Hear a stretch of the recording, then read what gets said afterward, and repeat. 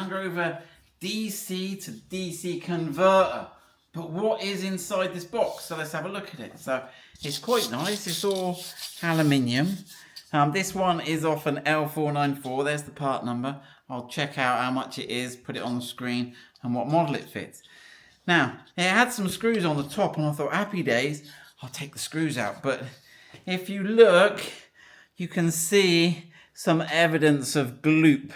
So I've just tried to take it apart, and it's not going to happen. So I am just going to cut round with a grinder round the edge here. Now, this brings up an important point. If Land Rover are going to make electronics that are expensive and sometimes go wrong, apparently, allegedly, should they make it in a manner where it's serviceable, repairable? Is this sealing stuff like this? Look at the amount of glue they put on there. Is that a good idea or a bad idea? I guess they're going to say it makes it waterproof, but you can still have a waterproof airtight seal. Tupperware can do it, and they're easy to take the lid off, aren't they? Right, let's get grinding then. So, let me get this in the vise. Look, it feels loose. Alright, what have we got in here? Oh, it's aluminium, this lid is.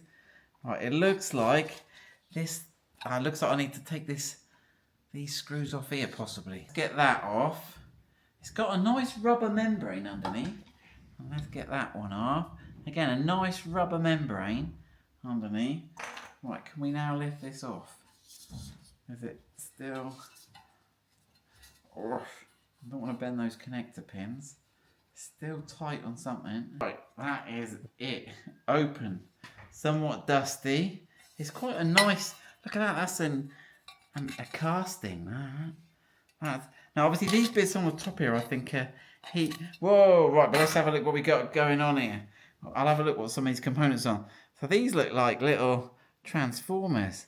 You can see this is where the voltage comes in. There's your control circuits. And we're looking apparently for some MOSFETs. Now, we could have a look at the other side of the board. Let's get it out. We've been a bit thwarted by our strip down. So these are some inductive coils here. These are electrolytic capacitors. We sawed through a couple of them. Look there.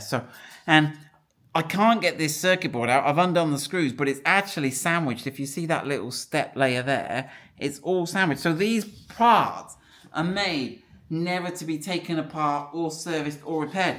But it could just be one simple capacitor or a little resistor that's blown. I think it's most likely to be like a power transistor that's blown, and they may be on the other side. But is it right that they make this stuff not serviceable? Let me know. But there we go. So we've done another video on DC to DC converters, what they do, what their basic function is, why 48 volts is cool, and why Land Rover seem to be having problems with these. But in terms of repairing them, I think it's just, they're not made to be repaired. Let me know your thoughts. Right, I think I may have found the make. If you look there, if I can zoom in, right, it says Yazaki. So let's go and have a Google and see if Yazaki make DC to DC converters. So a quick Google of Yazaki does indeed fire up this image here of a Yazaki DC to DC bidirectional converter.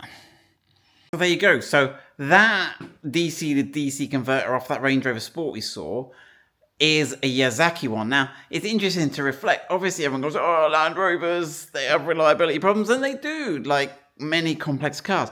But on this occasion, it's not a Land Rover component as such. Now, it could be the way they've configured the software, because they did do that software update, and I do think that one of the things they could do is regulate how much power the DC to DC converter is handling, and they may be able to sort of restrict it so it doesn't overwork itself.